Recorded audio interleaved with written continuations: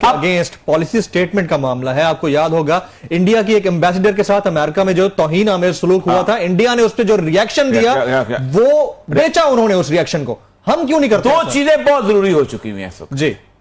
एक तो वो कि जिनकी वजह से पाकिस्तान के 70,000 लोग जो हैं वो जान से गए, जिनकी वजह से पाकिस्तान की पूरी इकॉनमी का सत्यानाश हुआ, जिसकी वजह से ये मुल्क अमन और खौफ से मुहताज हो गया, खत्म हो गया, भूल गया कि कभी यहां अमन भी होता था। मैं कल भी यही कह रहा था कि दो डिक्टेटर से मुआवजा करो। एक डिक्टेटर ने रशिया के खिलाफ अमेरिकन जंग लड़ी, 88 में वो चले गए, 1988 से लेके 2001 तक जी पाकिस्तान की तारीख का सबसे पुरअमन दौर रहा है।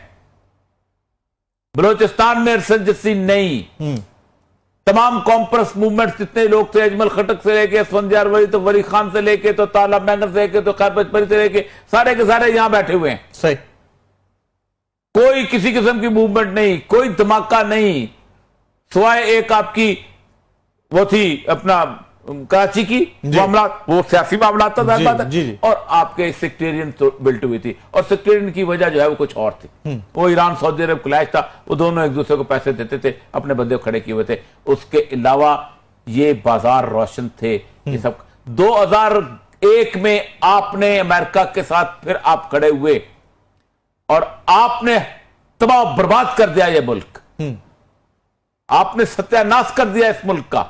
यानी आप अंदाजा करो कि आप 15 बंदे मरते हैं। अब मैं यहां पर बात करूंगा अगरचे कोई मॉडल टाउन में, तो आप कहते हो शहबाज शरीफ को गले से पकड़ो, उसने मरवाए हैं। जामे अफसा पे गले पे नहीं पकड़ा जाता? क्यों? कानून वहां अलहदा है, पकड़ो। इसीलिए लोग कहते हैं कि तुम लोग पार्टीजन हो। हम जहां नवाज शरीफ का इंसाफ चाहते हैं, जहां शहबाज शरीफ का इंसाफ चाहते हैं, जहां बाकर नजफी रिपोर्ट चाहते हैं, वहां भी इंडिपेंडेंट होनी चाहिए। मैं बुलाओ, निकालो उस वक्त की सारी जो तलत हुसैन कवर कर रहा था और सारे लोग कवर कर रहे थे, निकालो वो सारी की सारी चीजें।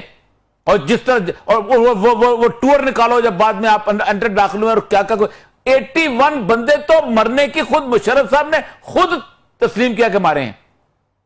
और उसके बाद जो इस मुल्क के अंदर आग और तूफान की होली खेली गई, एक मायार रखो, एक बताओ कि मुल्क को आपने तो अब बुश क्यों चढ़ा है?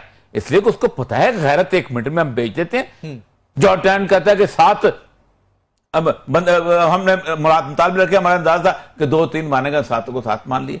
शाहिद अजीज की किताब काफी है हमारे लिए यार। बिल्कुल बिल्कुल। शाहिद अजीज मेरे साथ एक सेमिनार में थे इस्लामाबाद में, उन्होंने बकायदा खड़े होकर कहा, उन्होंने कहा जी ये जो स्वात के अंदर तालिबान के साथ मायदा जो है, हमने वो तो ठीक ठाक चल रहा था, हमने अमेरिका के कहने के बाद स्वात के तालिबान ऑन रिकॉर्ड हाथ, उनके हाथ का लिखा हुआ आर्टिकल, सूफी मोहम्मद वाला जो इनके साथ सिलसिला चल रहा था, हमने तोड़ा, हमने आग लगाई इस पूरे इलाके के अंदर, हमने खराब किया, हमने अपने वजीरिस्तान को आग लगाई, और उसकी बुनियाद पर हमें रद्दुल फसाद करना पड़ा, उसकी बुनियाद पे हमें ज़र्ब अज़ब करना पड़ा। उसकी हमने ये पैदा कहां से हुआ भाई?